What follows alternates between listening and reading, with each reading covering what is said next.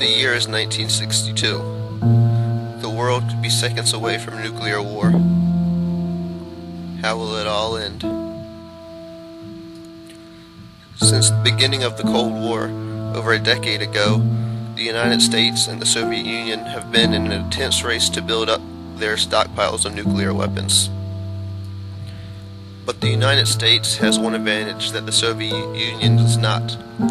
United States weapons placed in Turkey and Italy are close enough for a direct hit against the Soviet Union.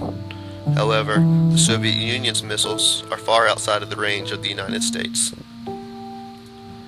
After Fidel Castro leads a revolution in Cuba, the United States tries to remove him from power.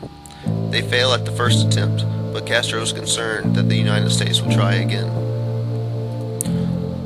With Castro's concern about defending Cuba from the United States, the Soviet Union sees their opportunity and makes a deal to bring in nuclear weapons onto the island.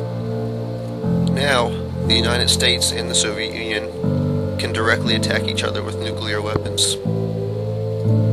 On October 15th, a U-2 spy plane flies over the island of Cuba and takes photographs showing Soviet missiles being assembled.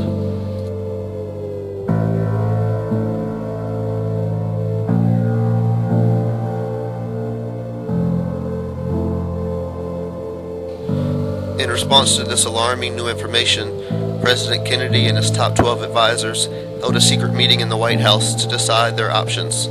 They came up with 4 possibilities. Negotiate, use an airstrike, invade, or use a naval blockade.